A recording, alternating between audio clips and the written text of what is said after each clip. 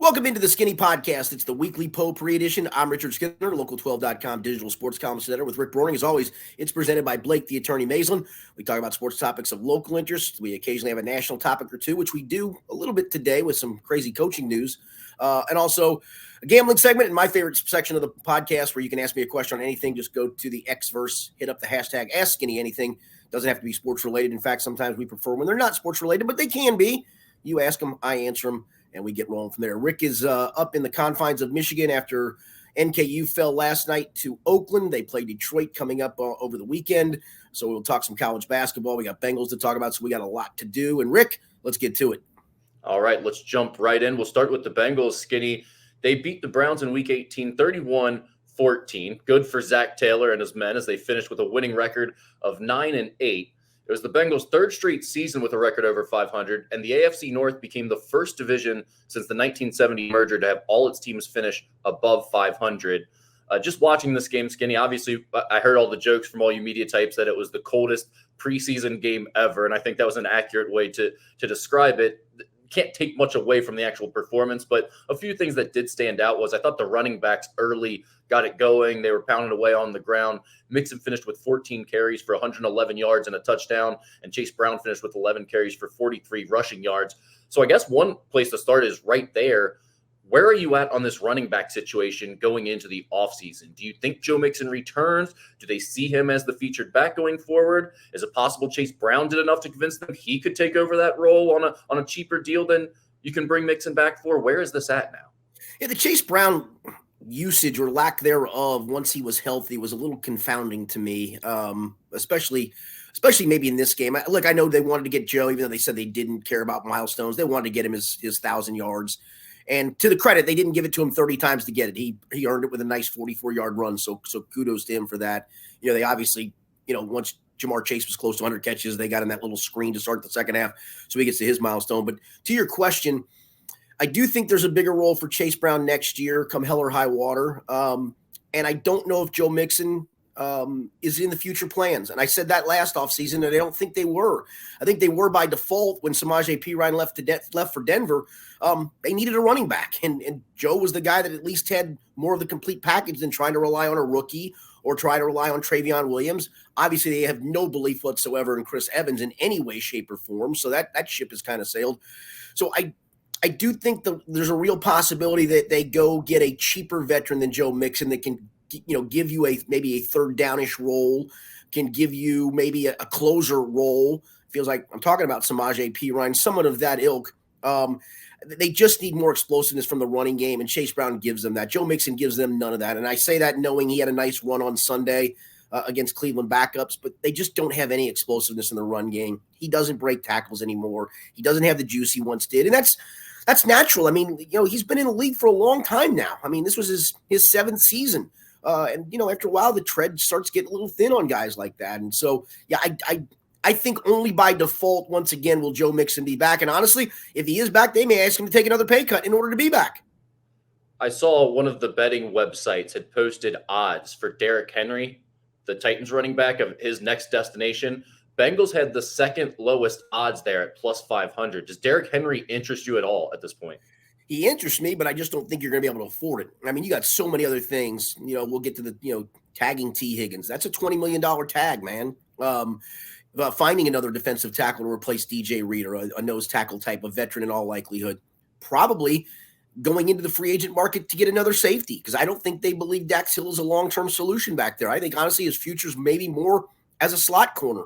And Mike Hilton has one more year on his contract, so maybe that's more of the role for Dax Hill moving forward. So they need a right tackle, whether you pay Jonah Williams or go to the free agent market and get somebody of a little cheaper route than that. They have too many holes to fill, in my opinion, to make a run for Derrick Henry. I'd like to see it, because I do think there's not the Derrick Henry of 30 carries left in him, I don't think, but there is the Derrick Henry of 15 carries sharing the load with Chase Brown, in my opinion.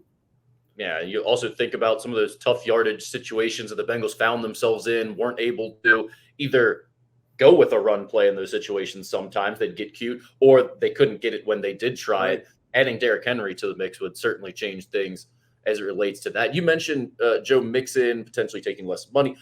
Where would they be if they just cut him How much money do they save there? Yeah, I'd have to look. I think the savings would be, I want to say it's 5 mil because that's his salary. I know there's some dead money in there because of of his signing bonus prorated. I want to say, I'm doing this off the top of my head, 3 to 3.5 million, something like that. Okay, so it would save them a little bit if they did decide Yes. to cut him.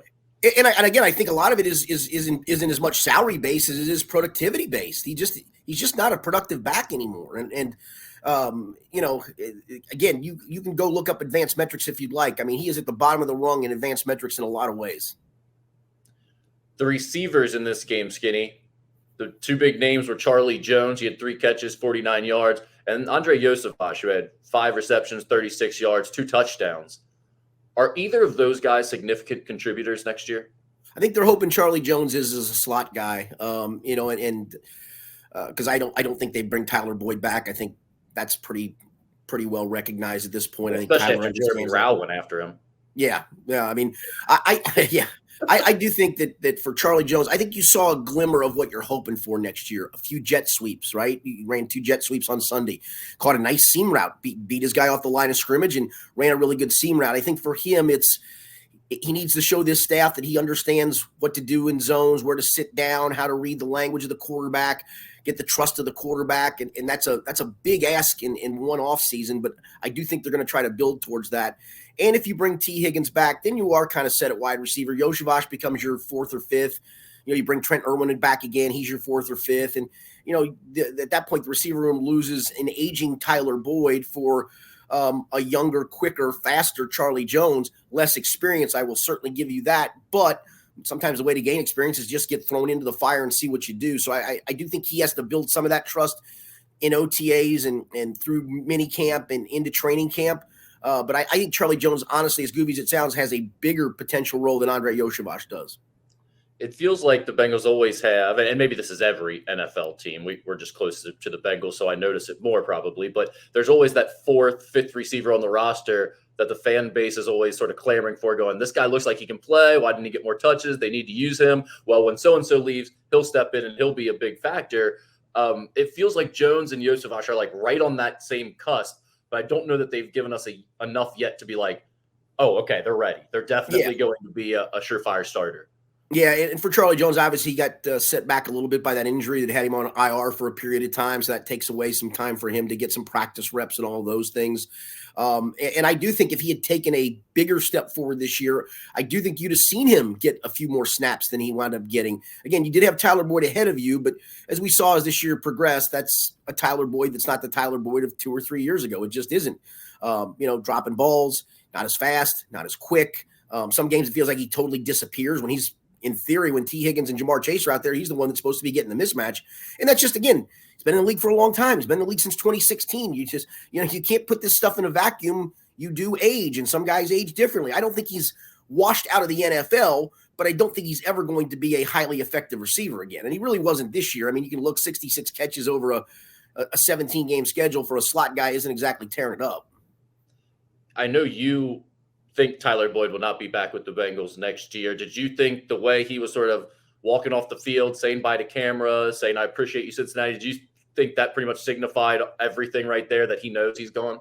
Yeah, and the fact that after the game there were, I think, 2 or 3 of us that kind of sidled up to him as he got dressed, and he goes, oh, you guys want to do this now? And we said, yeah. I mean, we could have done it on Monday, but Monday gets really hairy with you're trying to get a bunch of different guys on a Monday, and so he kind of stood there and held court for a period of time. Jake Browning popped in, who's next to him in the locker, actually kind of impromptu, and he patted him right here and started talking about what he meant to the team and to the locker room. So I think even teammates obviously know that was kind of the swan song for him, and just kind of the way Tyler talked, I think he understands it. He did say he'd like to be back, but I just don't see any feasible possibility that he is back. Skinny, what's the first storyline you have your eye on heading into the offseason? I think it's the T. Higgins situation. The franchise tag deadline, I believe, opens on February 20th and closes on March 5th. So in that period of time is when you would have to slap the franchise tag on him. And I think I've vacillated on this a billion times. I think I'm now settling, especially after hearing from Joe Burrow on Monday, that's the route they're probably going to go, is to slap the franchise tag on him. It's not going to make his agent, David Mulugeta, who was also Jesse Bates' agent, not going to make him happy. Probably we won't see him for a chunk of training camp like we didn't see Jesse, but eventually Jesse signed it because he knew he needed to sign it. And T will do the same thing, and T will come in and be a pro because he is a pro. And he'll hopefully have a better year than he had this year and then go make himself a bunch of money like Jesse Bates did. I think that's the route to go. The other scenario would be if you're the Bengals and you don't feel like you want to go that route, or you're going to tag him with the concept of potentially trading him, you also have to tag him with the concept, if you're thinking of trading him, that you're going to also then have to play him on that tag, that maybe there's not a market that suits you out there for T. Higgins. So I do think, you still have a good chunk of this roster, the core of this roster that's coming back with a healthy Joe Burrow. I do think you try to run this back as close to what it has been as possible, and T. Higgins is a big part of that. All right, and the Bengals are set. They will select 18th in the NFL draft on April 25th. We will be discussing that pretty much all offseason, I'm sure. So any other thoughts on the Bengals here before we move on to the college football? Yeah, I mean, it's an important offseason. I mean, like I said, your right tackle's going in free agency in all likelihood, unless you decide to re-sign him in Jonah Williams, but that's going to cost you. As I mentioned, they've got real decisions to make at the safety spot. I do think Jordan Battle showed he has a role as a first and second down run guy, and maybe will evolve into more of a third down guy. We saw mostly Nick Scott come in third downs in his place. But listen, man, from the end of the Kansas City game on, it felt like a lot of people were rolling the bus over Dax Hill on that back end, from with coaches to teammates, that he just didn't play well, didn't communicate well, and it cost them a lot of big plays. All right, let's move on to college football. National championship game was this past week. Michigan rolled over Washington 34-13. Michigan running back Blake Corum earned offensive MVP honors, and defensive back Will Johnson earned defensive MVP. Corum finished with 21 carries for 134 yards and 2 TDs, and Johnson had 2 tackles and an interception. Once again, Skinny, the semifinals, much better than the actual championship game. It feels like it's been that way pretty much every year with the 4-team playoff. Michael Penix, I kept commenting on him leading up to this and saying, I just don't trust him. I don't think he's that top tier quarterback like the numbers would suggest he is, and like the season would suggest he is. He kept shoving it up my rear end. He certainly did in the semifinals when I picked against him. He was fantastic. But in this game, finally, we saw Michigan's defense really get to him. He just wasn't the same guy. He goes 27 of 51, 255 yards, 1 touchdown, 2 interceptions. I thought that was really the big story of the game, was the way Michigan's defense kind of overwhelmed him in that Washington passing attack. Yeah, and that Michigan defense all season showed it was elite. No question. I think the caveat, and I even said it last week, was, the Big Ten just wasn't very good this year. So were they elite, or were they elite playing against bad offenses a lot of times? And so that was the thing you had to sort out, and obviously it proved to be elite. The eyeball test proved that they are at least one of the top 2 teams in the country. They are the national champion. I still think on a neutral field, Georgia beats them, but Georgia didn't get a chance to do that, and that's their problem. But from an eyeball test standpoint, Michigan looked the part, Rick. I think you'd agree with this all year long. It was just a matter of, was the schedule showing more of that, or was it just them dominating a schedule they should have dominated?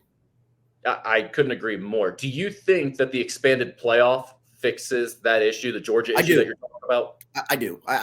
Because then you get a swing at it, right? I mean, I just hate for a team that's, you're almost defined by that one game, which Georgia was, the one loss costing them a spot, when, again, arguably it's just a game. And, Alabama lost a game and Texas lost a game, but you lost a game that knocked you out. And so, I think that will avoid that scenario, to be honest with you. Yeah, it became too much about the timing of when you lose. It's like, You lose early in the season, you can overcome it. But if you lose late in the season, then it counts tenfold against you. And also, I mean, that's just not, I don't think, representative of what a college football season or any athletic season is truly about. Because over the course of the season, you want to evolve. You want to get better. You have guys out. You have guys, improve. Like, I just think that teams change over the course of a season, and sometimes the best team doesn't necessarily go undefeated or only win one game. Yeah, I mean, and listen, Michigan probably doesn't make it. They might have. They probably don't make it if Ohio State finishes off that drive in the final regular season game, right? I mean, and Ohio State, unfortunately, doesn't make it because they don't finish off that final drive. And so your season, in essence, is defined by a drive at the end of the game, both good and bad. Good for Michigan because they made the stop. Bad for Ohio State because they threw the pick. But maybe Ohio State, if it's in finishes this thing off with a championship. And so I do think that's where the expanded playoff is going to be really, really much more interesting. Could you imagine if Ohio State had just won the national championship, how different all the narratives and storylines of college football would be right now? I mean, as it stands, people are ready to fire Ryan Day and think he's completely torn down the Ohio State program.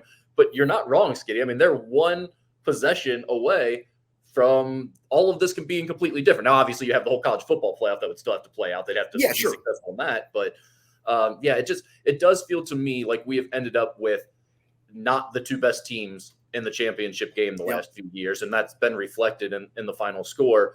One thing that I find hilarious about this, and I think you and I are both on the same page, that we didn't think the Michigan cheating scandal was that big of a deal in terms of the advantage that it was giving Michigan throughout the year on the field. But at the same time, I think it is hilarious that Michigan fans think because they won those games after Connor Stalions was discovered and thrown off the coaching staff and everything, that they won these big games and they went on to win the championship without him, that it means it's going away and no one's going to discuss it anymore and no one should be allowed to bring it up anymore. It's like, are you insane? It was never about the big advantage you had over these teams. It was about the ridiculousness of how brazen you were to cheat in this manner, what it says about you, what it says about the people running your institution and your program, and also how hilarious it is that it ever happened in the first place. Sorry, these jokes are still coming. You're not getting off the hook. We're going to talk about this for decades to come. And if you're a Michigan fan, you can just flash your ring at me. I get you. I'm noting you.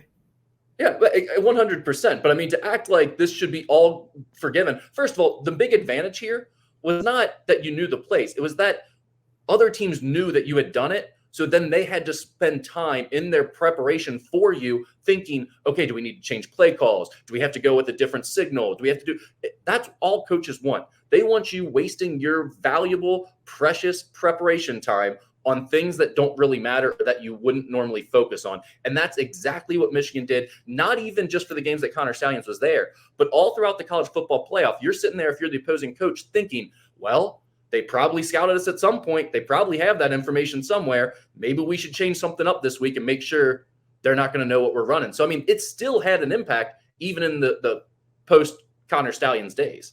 Yeah, how about Connor Stalions being at the Rose Bowl as well? That was beautiful. By the way, they should have let him up on the podium. He deserved it. I believe that. They should have let him hold the trophy at the end. I wonder if Harbaugh gives him a share. Oh, Harbaugh wants to give all the kids a cut of the money. Why wouldn't he? He's like a communist. Get Connor Stalions something too. Exactly. Yeah. All right. Let's move on to college basketball, Skinny. We'll start with Kentucky. UK had the comeback win at Florida, 87-85, and then blew out Missouri, 90-77. The Cats will play at Texas A&M on Saturday at 2 p.m. And Skinny, maybe the most interesting part of this week for Kentucky wasn't even necessarily their wins, but all the teams ahead of them, pretty much except for UConn, losing. I mean, are we about to see Kentucky move into like the top 3 here all of a sudden? Yeah, they got a big game at A&M on the road, but yeah, I mean, I think it's trending in that direction. I mean, they're really, I mean, they have a loss at Kansas on a neutral early, and you know those November games do count. They do mean something, but I think everybody knows that teams either evolve or devolve from that point forward. And then the inexplicable loss to Wilmington. Again, it's going to slip up at some point. They gave up 85 to Florida. They gave up 77 to Missouri. Aaron Bradshaw does make a difference defensively. We saw that in the Florida game, literally with him blocking a game-tying layup attempt. And I think he's helped with their rebounding a little bit too. They're going to continue to score. They're going to score on everybody. It's a matter of that night where, for whatever reason, the other team is able to put a few more shots in, that they're going to slip up against somebody they shouldn't. But it's a great offensive team because they've got so many ways to beat you. And now you got a pick and pop 5 and even a post 5 you can go to when you want to, or post up Trey Mitchell on a smaller 4 if you want to. I mean, you got a variety of ways to score, and they're showcasing that. I thought that Kentucky, with the way they were shooting threes, that was really important to their success, that they needed to make threes. But in this Florida game, I was really impressed because Florida made everything in that first half. They had 8 threes in that first half. It just felt like one of those games where you're on the road, the other team is hitting everything, their crowd is into it. It's just not going to be your day. They're down by as many as 11 in the first half, 8 at halftime of that game. And then in the second half, I mean, Kentucky, one, found a way to win without their three-pointers going down. And two, they shut off Florida's water from the perimeter. I mean, 1 for 11 in the second half from three after making those 8 threes in the first half. It was a completely different game. I was really impressed that with Kentucky only making 5 threes throughout this game, the shots not going down, that they turned the momentum around and found a way to win. That, to me, says that they are a team that's maturing, and they've got a few more weapons than they did earlier this season when they lost that game to Wilmington now. And I think also getting used to knowing you're going to have a 7-foot shot blocker behind you, whether it's Bradshaw or Onwenso. I mean, one of those guys is going to be in the game. In fact, I think late on a possession, he had both those guys in the game for rim protection. So I think some of that's getting used to that too, where maybe earlier in the year when you were out on shooters and you got blown by, well, you got blown by and there was nobody to help. There was nobody at the rim to stop that. Now, getting used to that, maybe even at halftime, tell them, hey, get up on them. If they go around you, we've got a guy back there to protect the rim for you. So stop giving up open shots. And so getting used to playing with those guys probably defensively is going to take a little bit. I just don't know if this team's ever going to be elite, but can it be good enough? And I think with the 7-footers back, it can.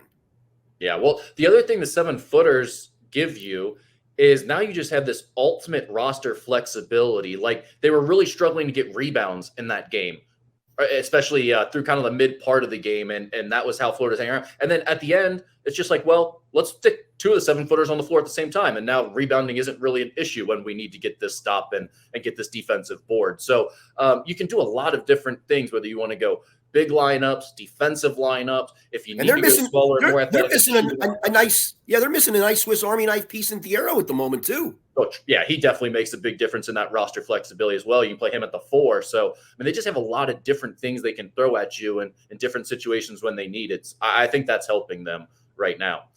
Cincinnati UC came back and ended up beating up on BYU, who was number 12 in the country at the time, 71-60. And they lost on a shot in the final seconds to number 25, Texas, 74-73 earlier this week. The Bearcats will play at number 14, Baylor, on Saturday at 8 p.m. It just doesn't stop in the Big 12 Conference now. This is every single game.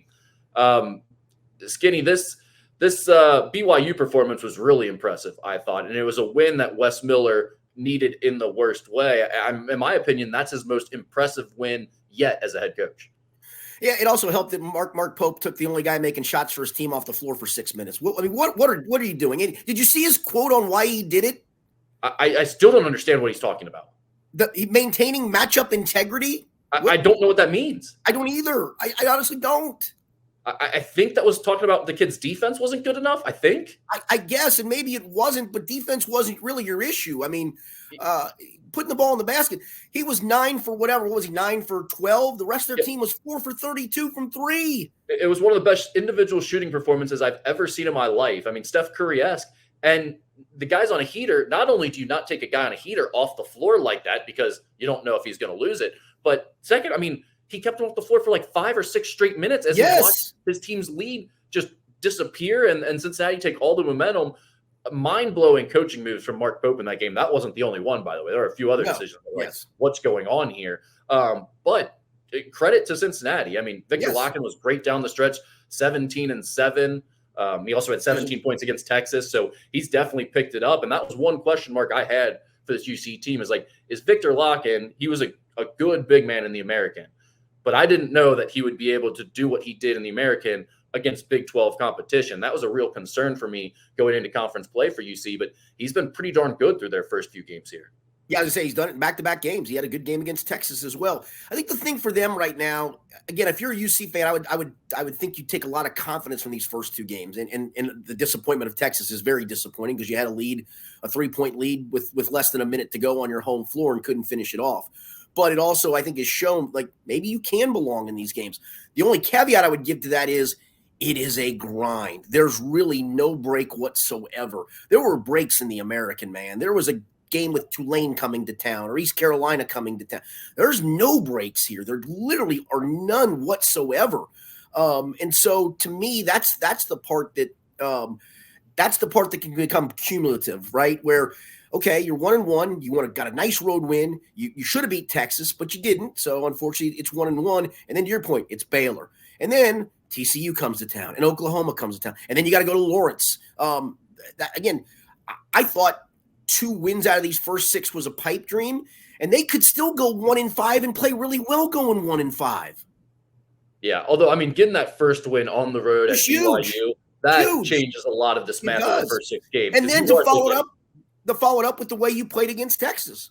Yeah, I mean, you were thinking 0-6 is a legit possibility, even if they played pretty well. To get that big win on the road was good.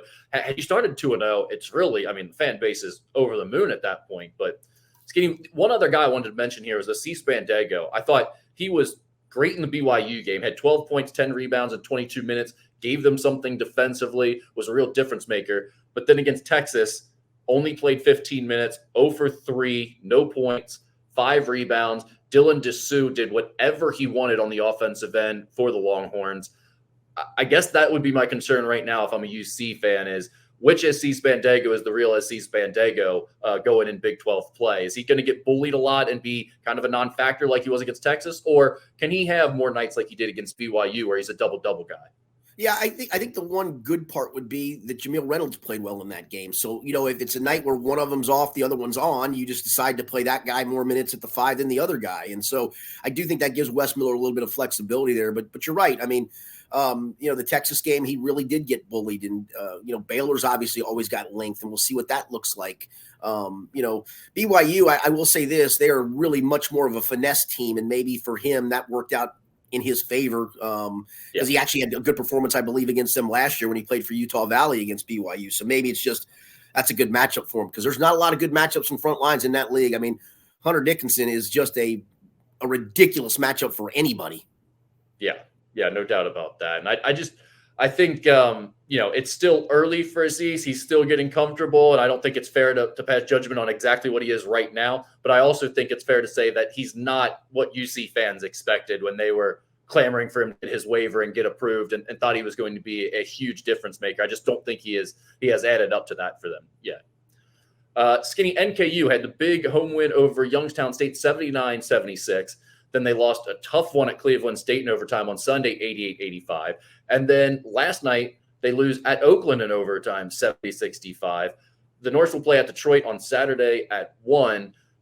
Still trying to find their way with Sam Vinson. The Youngstown State win was a huge one. And then you go probably the 2 toughest games left on your schedule at Cleveland State, at Oakland. You still have at Wright State, so that may be like right in there. I didn't check the exact Ken Palm prediction metrics there of which would be the toughest, but all 3 of those games are your toughest games left. And I mean, NKU had a chance at both of those last 2 against Cleveland State and against Oakland, and both games felt like tournament games. They came down to the final possessions. They just couldn't find a way to pull those out. So do you look at that and you think, okay, look at them. They're still fighting. They're still battling with the top teams in the league without Sam Vincent? Or do you look at it and say, those are games that you'd expect them to win, and without Sam Vincent, they're not finding a way to pull them out? Yeah, I don't know if they win either one of those games with Sam Vincent. I mean, it's arguable to say yes because he's such a key player. You know, they could have lost both those games with him. I think to me, it's just opportunity loss because you had a chance to win both games and you lose them both in overtime. You know, Fort Wayne ends up losing to Youngstown last night at Youngstown, and they were the top dog in the league. So, you know, you'd have been back climbing for the 1 seed in the league, perhaps. And, you know, I think that's what it's all about is this whole seed process. And then see again how this team continues to gel without Sam Vincent. They've got plenty of time to do it, plenty of games to get used to it, and see how they do moving forward. It seems like, to their credit, they have fought through that as much as they possibly can. And again, I know the simple answer would be, well, if they had Sam Vincent, they win those games. I can't tell you that for sure. I think, again, it's opportunity lost. Yeah, I think the other good thing for them right now is the league is so bunched up at the top. You've got Oakland and Green Bay at 5-2, and then Wright State and Purdue, Fort Wayne and Youngstown State and Cleveland State all at 4-2, and then NKU or Milwaukee's at 3-2 and NKU's at 3-3. So all of those teams really within the top 7 right now, still very much in contention in the Horizon League. And I think that's been good for NKU. There's been a lot of parity that no team has run out to like an undefeated start. So they'll stay in the mix for one of those top 4 seeds, I think, for most of the season with the way that they're playing right now. And to the credit, I mean, they do get better under Darren Horn as the season goes along. And again, I know he's obviously been thrown a different curveball with the Vincent injury, but if this team does improve like they have under him in the last few years, yeah, I mean, they're literally only a game out of the loss column, out of first place. Yeah, well, and the other thing about the Sam Vincent situation is, they were looking at a team with a short bench. I think they were playing well, and they realized they were figuring it out when Sam Vincent was there. So they kind of just eliminated those extra guys from the rotation and said, we'll just stay with our top 6 or 7 all game and play our best basketball. But now that Sam's going down, you no longer have that option. All of a sudden, you're looking deeper at that bench, trying to find an extra guy for certain minutes here and there. And it's led to guys like Jeremiah Israel taking a major step forward. Randall Pettis now, all of a sudden, the last 2 games has come up with some big plays and big shots. And he was a guy that really had been relegated to the end of the bench, wasn't playing at all before the Sam Vincent injury. So now you've got that freshman back in the mix, making some plays for you as a 6'2", big, strong, athletic guard. I think, LJ Wells is another guy too at the forward position. He played really, really well in this game at Oakland. I had a friend of mine who's a season ticket holder, and we went to dinner on Saturday night, and he had gone to the previous home game. I guess it was the Youngstown game, and he didn't know his name. He said they had this one kid, I can't think of his name. He goes, he really was impressive. So we went to the roster, and he pointed at LJ. He goes, that guy. I go, oh, okay, yeah. So again, for his eyeball test, he started to show something too. Yeah, I mean, when you've got Trey Robinson and LJ Wells both going at the same time, and for most of the year, it's been like one or the other. One will do a little bit, but then the other doesn't have really much production at all. If you have both of those guys going at the same time, all of a sudden you have 2 6'7", 6'8"-ish skilled forwards that are athletic. That means a lot in the Horizon League. You can do a lot of damage with guys like that, especially ones that defend and have some IQ on the offensive end like both of those guys do. So I think there are some definite good signs for the Norse despite the close losses in overtime over the last 2 games. All right, let's move on to Xavier. They lost 80-75 at home against number 4 UConn on Wednesday night. The Musketeers will play at Providence on Saturday at 2. And Skinny, I'm only reading one score for Xavier because that's all they've had. They've just been on a long break for this whole time. That's why they're last here. They had some chances in this UConn game, but it felt kind of almost like the Purdue or Houston games to me, where it was like they stayed within striking distance. You felt pretty good about their performance, but I don't think they were necessarily ever seriously threatening to win the game either. It didn't feel like they ever had enough momentum to get over the top. By the way, did I miss Klingon getting hurt? Has he been hurt for a while? Yeah, he's been out for about 3 weeks now with a knee injury. Totally missed it. Yeah, I totally missed it. Yeah, I'm going to ask you a question, and it's probably not fair. Are they asking Desmond Claude to do too much on both ends of the floor? Yes, without question. And I think that's a great point, Skinny. I think a lot of fans are getting confused by Desmond Claude in his current form is not good enough to make Xavier a Big East team. That's a fact. And fans are getting that confused with the idea that Desmond Claude isn't any good, right? I mean, he's just he's made a huge jump. He's doing a ton of things for this team. He's rebounding, he's assisting, he's defending the other team's top guards. Yeah, I mean, he's doing all these different things. And sometimes it's a point guard he's guarding, sometimes it's a power forward he's guarding because he's got that type of versatility and they need him to be that type of player. But on the offensive end, he's missing shots. And a lot of people are just looking at his raw numbers and saying, well, 3 for 12 is not good enough. Well, when you do a little deep diving, you realize 4 or 5 of those shots are coming at the end of a shot clock because nothing has gone on that entire offensive possession. And then they're just throwing a hand grenade to him and saying, go do your thing and figure it out now for us. Well, your shooting percentages aren't going to be very good, especially if you're a guy like Desmond Claude, who, let's face it, he's still developing. He's not an outside shooter yet. That is one of his biggest weaknesses is his touch from the outside and even from the mid-range. So that's a part of his game that is still developing. He's getting better. He's improved a ton since last season. He's clearly Xavier's best all-around player. Quincy Oliveri, I think a lot of people would say is their best player because of what he's meant to them offensively, and that's certainly a fair argument. But Desmond Claude has been good for Xavier. He just hasn't been enough for them to be a good Big East team this year. So what's the answer there? What can you take off of his plate if you're Sean Miller, if anything? And maybe you can't.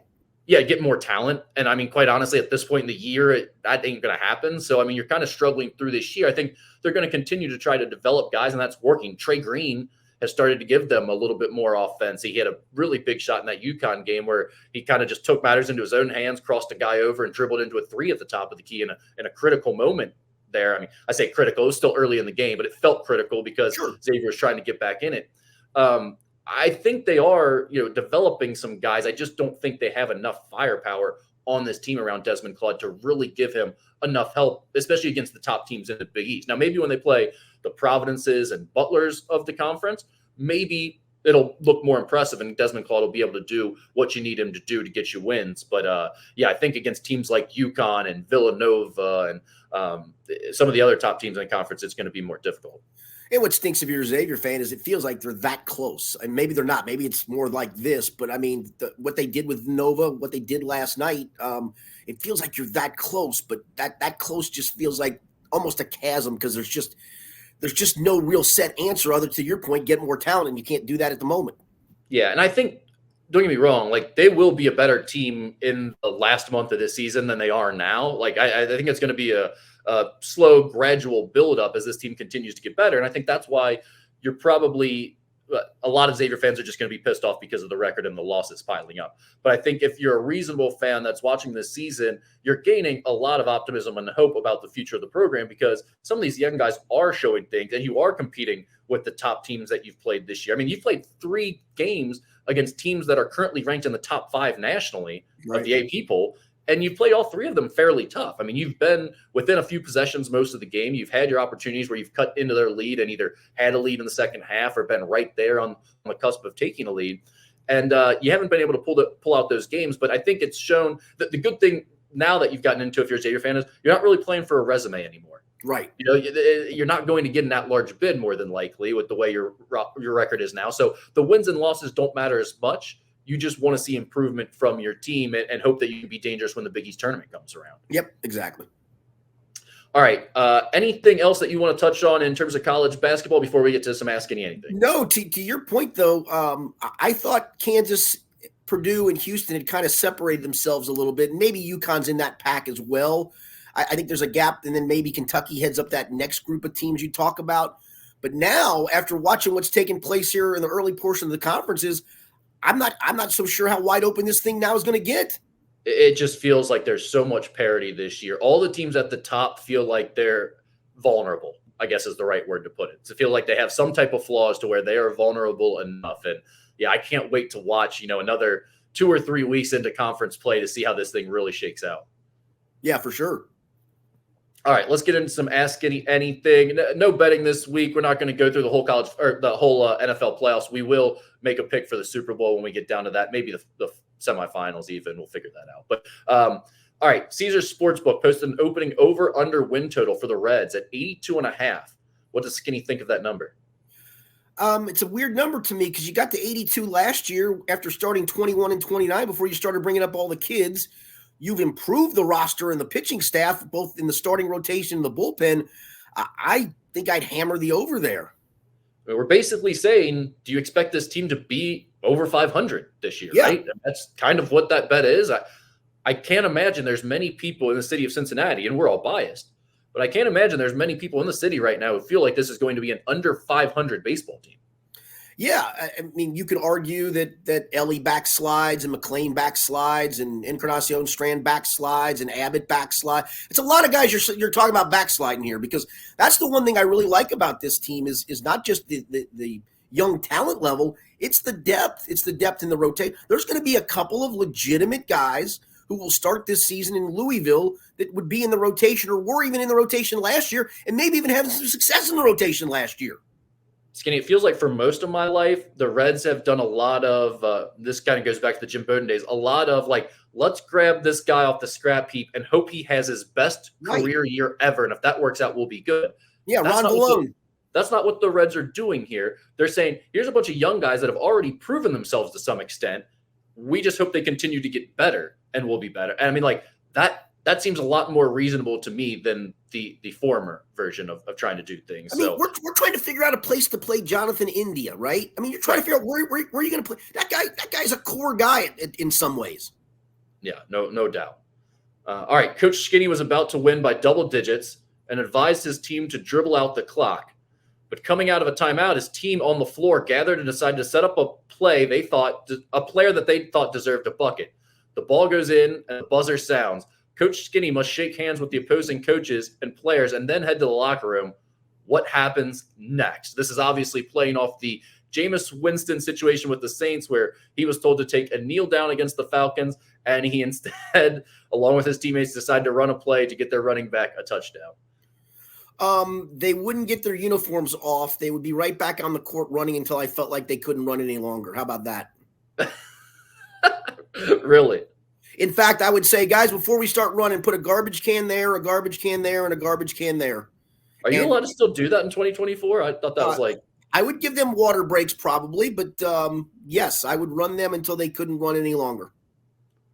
Wow. I loved this move by Jameis. This is an all-time Jameis Winston. This is the most Jameis Winston thing ever, is it not? I mean, what a clown! How does he take him seriously in a locker room and like during meetings and stuff when he acts? Exactly. Like, he is so comical when he talks to the media. And I mean, my goodness, and the coach has to bear the brunt of that, right? He's the one out there even telling the other coach, "I understand, you're right, my bad, I get it," without being able to say, "Hey, I didn't do it." Yeah, he got lit up. Yeah, it's unacceptable. I don't know what you do with NFL guys. You can't punish them the way I would punish a high school kid, but I would certainly. I don't know. That's the thing. I don't know how you'd handle it at the NFL level. I really don't. Jameis Winston is such a hilarious character in the NFL because he is just good enough that he'll always be on someone's roster as a backup. Well, yeah, but he's also so unserious and ridiculous that it's like no one really wants them on their team. I don't think it's just a weird situation. Yep. All right. 34 straight years, there have been at least 4 different teams in the NFL playoffs that missed out the prior year. This year, there were 6 teams: the Browns, Steelers, Texans, Lions, Rams, and Packers. So first, is this just one of the reasons the NFL is the most popular sport in the country? And second, how much would Skinny be comfortable betting that the Bengals are one of the teams to do that next year? First, yeah, I think it is the reason. I mean, look at the Houston Texans. I thought that was probably a 4-win team this year, and what a difference that draft made for them, both C.J. Stroud, Will Anderson, and even to a degree Tank Dell when he was healthy, who was a 3rd-round draft pick. So to me, it does show. I mean, the Bengals went from 6-25-1 in Zach Taylor's first 2 years to the Super Bowl. I mean, like that. I mean, and so that is why I think it is. I mean, the Detroit Lions, before they hired Dan Campbell, were a laughingstock, and within 2 years, he's got them as a legitimate playoff team. So yeah, I think that is why the NFL is so popular, because the turnaround can come so quickly. Well, what have we warned about with the college football realignment constantly, Skinny? That some of these teams are going to get into these super conferences, be middling or bottom tier for a decade, and fans are going to lose interest. Yes. In the NFL, it seems like that never happened. I mean, even when the Bengals or the Lions or someone goes decades with losing, and it feels like such an outlier, and their fan base does get dragged through the dirt and have that rough period, it's like still all of a sudden out of nowhere, you have that hope of the Bengals just turn it around with one draft pick in Joe Burrow, and they're in the Super Bowl all of a sudden. So, I mean, that ability to turn around so quickly in this sport does, I think, really keep a lot of fans engaged. Yeah, to the answer of the bet, I'm not so sure I would, Rick. I this defense just has – listen, we can point to the Joe Burrow injury, and we had this discussion as a group when we were in the press box on Sunday of, does Joe Burrow help them win either one of the Pittsburgh games? I could argue probably the first one, maybe not the second, because Pittsburgh played so well offensively, and that would have been enough to get them in the playoffs, right? But I don't think this was a Joe Burrow injury issue as much as it was the defense backsliding issue, and you're losing DJ Reader off of that defense. You didn't find answers at safety. And so that's a concern. You don't have any pass rush outside of Trey Hendrickson. Now, maybe Miles Murphy takes a humongous step forward next year, and you kick Sam Hubbard down inside on third downs. I thought that's what they were going to do this year, and maybe he provides some pass rush juice. But the other part to it is Cleveland's got a pretty good roster. Baltimore's got a damn good roster. Pittsburgh always figures out a way. And I think that's where you saw, and Zach Taylor has said it numerous times, and you kind of roll your eyes when you hear it, their path, they think their best path to winning the Super Bowl is winning the AFC North. I think that's really, really hard right now. That is the biggest concern, I think, because if you look at this season, and there's no, you couldn't have any more things go wrong than went wrong. And they still finished 9-8. I mean, it's one game different from when the year they went to the Super Bowl and went 10-7, right? But that was my whole point. Yeah. Yeah, exactly. I mean, that's the thing. They were one game away from missing the playoffs this year. They're one game away from – I mean, hell, there were teams with the same record as the Bengals who reached the playoffs this year in other conferences. So, I mean, that is the big issue right now, is the fact that they're in the AFC North. I do see that as a legitimate problem, though, because those other teams aren't getting worse. But that being said, Joe Burrow being back, he makes at least a 1-win difference for this team, and that would have been enough to put them in the playoffs. Yeah, I would think so, and that's probably fair to say. Like I said, that first Pittsburgh game, they only scored 10 points. They hold Pittsburgh to 16. I would think a Joe Burrow-led offense gets you 17. But I do think the issues on defense are real, and I don't know how that gets fixed overnight. That's fair. All right, let's go on this next question. A hypothetical new sponsor is requiring the Skinny Podcast to cover their alma mater during the basketball season. Please rank the following semi-local schools that you guys would have to add in the order of your preference: Miami, Dayton, Wright State, Ohio State, Louisville, Morehead State, Indiana. Ooh, I think I'd go Ohio State. Yeah, I mean, this is easy. It goes Ohio State 1, Indiana 2. 2, yeah. Yeah. Then from there, I go. I know you wouldn't go Dayton. I'd go Dayton because A, I love the arena, and B, it's an easy drive. I mean, you got to go Louisville next. Just, even though they're a dumpster fire right now, that's a hilarious dumpster fire. It is a hilarious dumpster fire. The one thing is, for what was once a proud program and probably can be again at some point, you would get a chance to probably get into the season ticket base pretty easily. Yeah, no, well, I mean, and if we're having to do this for the podcast, by the way, we're having to talk about these games, it means I'm having to pay attention and watch some of these games, which means I'm picking the high major teams first because I want to watch high major basketball.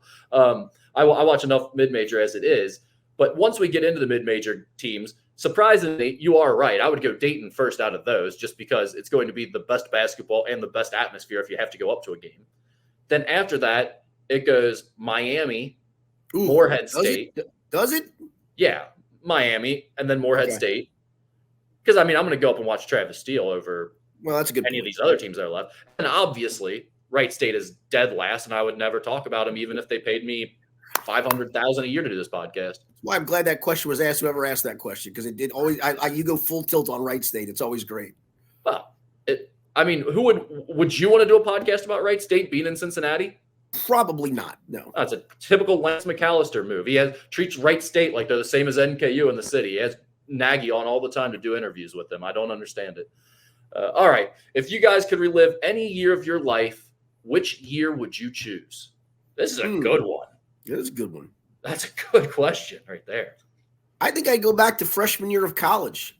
The Bengals went to the Super Bowl that year. Again, it's kind of your first time living alone.